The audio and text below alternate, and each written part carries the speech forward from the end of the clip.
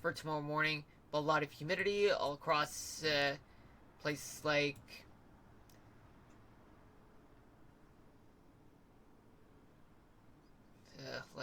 western Pennsylvania, all the way to all the way to the lower Mississippi Valley, but super humid in Florida.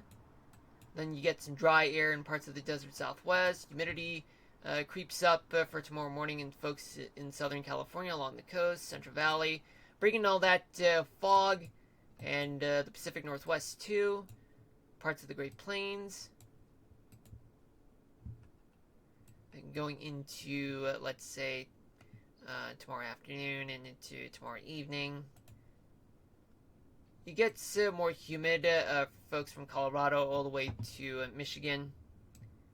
While it appears as though that your humidity, relative humidity, will be lower, but much lower in parts of the desert Southwest, in parts of California, plenty of humidity in the Pacific Northwest and the Colorado Rockies.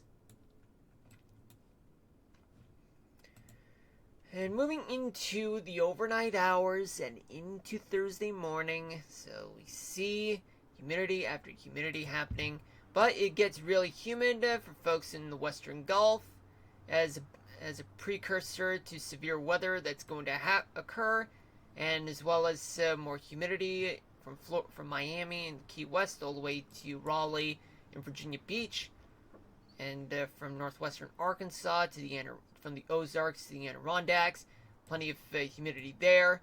Colorado and New Mexico, Western Plains, getting humidity, but super humid in the Pacific Northwest and the Central Valley, California.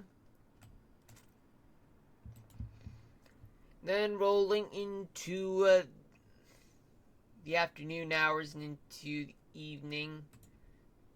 There's a lot of humidity to go around all across parts of the South, the Pacific Northwest, but really dry in the parts of much of the desert Southwest and Great Basin. While there is some humidity that's going to happen, but in case if I missed you, which I apologize for that, well, there's going to be some humidity in your area. So tomorrow night, less humidity. So let's just jump. No, not really. Let's go here. Yeah, that's right. Okay, so there's going to be a less humidity for folks in the Northeast all the way to North Carolina. Still plenty of humidity in much of the South. Plenty of dry air throughout the desert Southwest, California, and Nevada. And, well, I've already said that there's plenty of humidity in the Pacific Northwest. Alright, so now let's move on. Play this animation right now. While you're getting a buildup of humidity as we speak for Friday morning, a lot of humidity, a shitload of humidity in the Southeast and the Pacific Northwest. Less humid throughout the megalopolis parts of the Northeast and much of the desert Southwest. And plenty of humidity in the Dakotas and Minnesota, and as well as for folks in Texas, Arkansas, Oklahoma, and Missouri. And finally, I smell food for some reason. Finally, by Friday night, it's going to be super humid from New Orleans all the way to Washington, D.C., but less humid in New England. Humidity would still linger throughout the Great Lakes region, Northern Plains, the Rockies, and worst humidity is going to be in the Pacific Northwest, but plenty of dry air throughout much of the desert Southwest, California, Nevada. Now let's talk about Cape. I'm actually gonna let it play out. Sorry.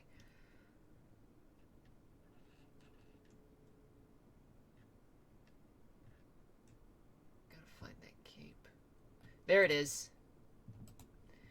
Well, starting off with no wait, yeah, starting off with tonight, plenty of Cape in South Florida, but I'm gonna let it play out. The Cape is convection. There's still plenty of it in South Florida, but mostly offshore, and it's in the Florida Keys and southern tip of Texas. But then you start to see plenty of Cape moving its way towards Texas from Wednesday night and into Thursday morning. It's all precursor of what's going to occur throughout the Gulf Coast areas from Texas all the way to Florida throughout the next few days, starting at Wednesday night. New Orleans is going to get plenty of convection by Thursday night and into early Friday morning. Then by Friday afternoon and into Friday evening, northern Florida is going to get a lot of convection, in southern Georgia too.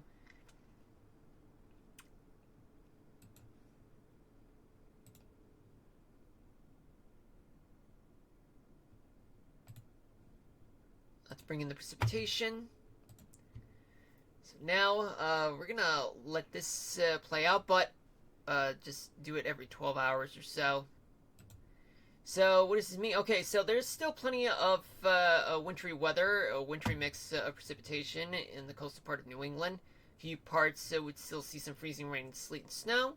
In places like outside of Pittsburgh and outside of West Virginia University in Morgantown, plenty of snow in the Great Lakes region, perhaps even yours wild, and plenty of snow in the Dakotas and the Rocky Mountains, Great Basin states too. Brief showers in San Diego and in Orange County. And we roll around throughout the next 12 hours through the afternoon hours into the early evening hours.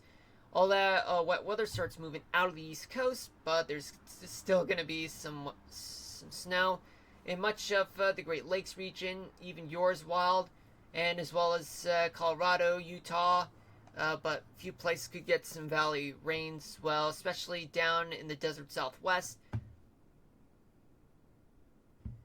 In the Bitterroot Mountains in northern Rockies, a few places might get some snow and a few showers on the coastal part of the Pacific Northwest.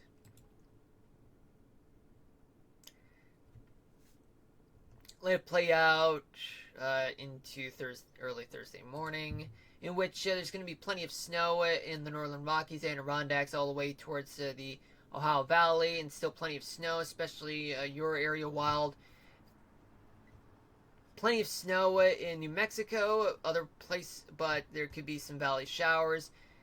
Northern, in the panhandles of Oklahoma and Texas, there will be snow.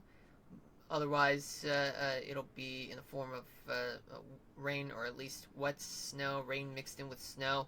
Plenty of rains from southern Texas all the way to Mississippi and parts of Tennessee.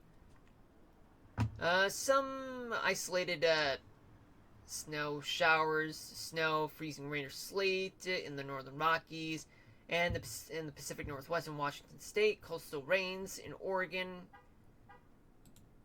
Then going into the afternoon hours into Thursday evening, in which we will be getting some scattered snow showers from Erie, Pennsylvania, to Boston, to Burlington, Vermont, and eastern tip of Maine.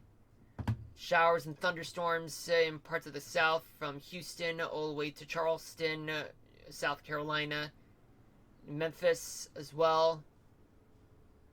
There is going to be plenty of snow to go around in Idaho and western Montana.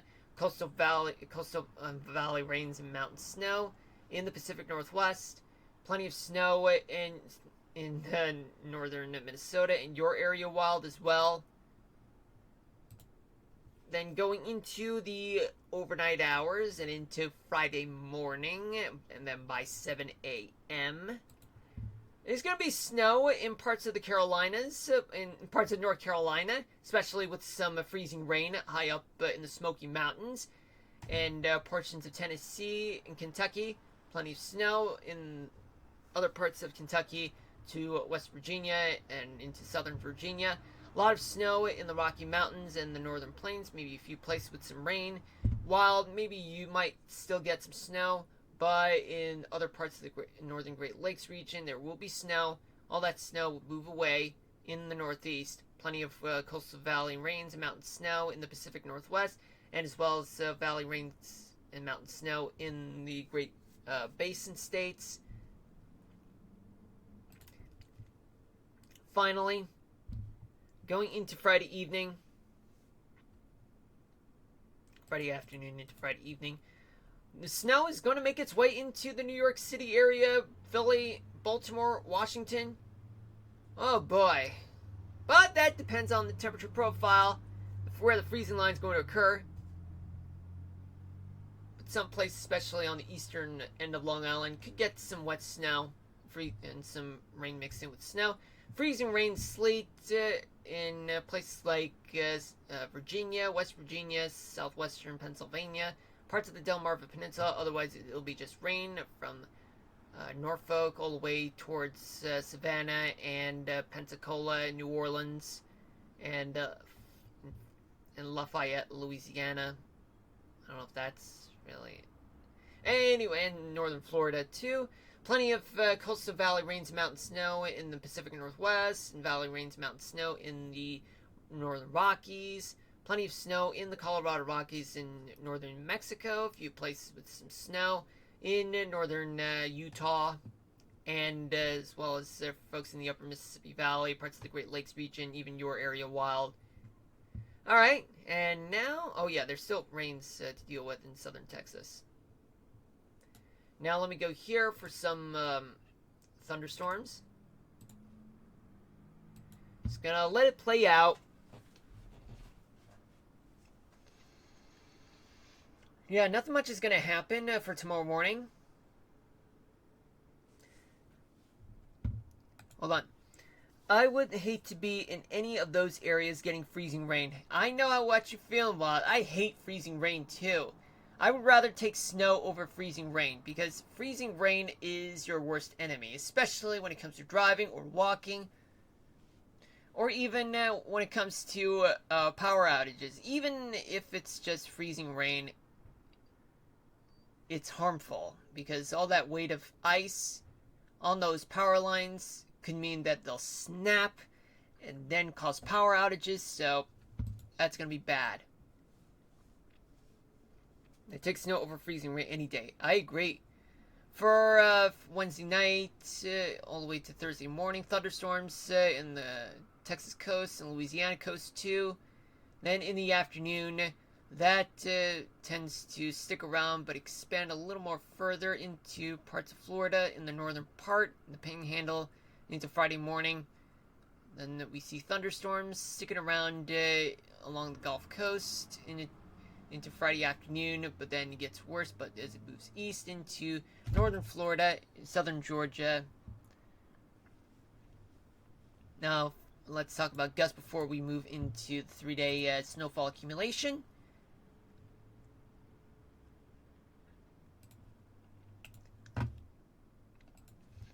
So I'm just going to let it play out. There's going to be plenty of gusts for tomorrow morning in the Northeast, Great Lakes, and parts of Minnesota and the Dakotas. Then you see gusts in the Sierra Nevadas, Great Lakes, parts of the Desert Southwest and Great Basin states, Northern Rockies. Plenty of a lot of gusts there for Thursday morning. It's only limited to over the Great Lakes, though. But then we see plenty of gusts move eastward, and it expands into the Northeast, Northern Rockies. We'll still get plenty of gusts all throughout Thursday. Plenty of gusts still going on throughout the Great Lakes region and in New England into Friday morning. But then we see gusts just end up in places like parts of the Pacific Northwest, all the way to the Northern Rockies.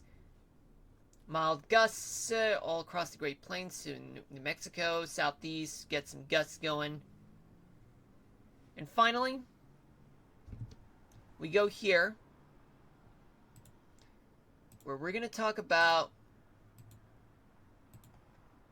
snowfall accumulation in the next 3 days. Well, there's plenty of gusts. There's plenty of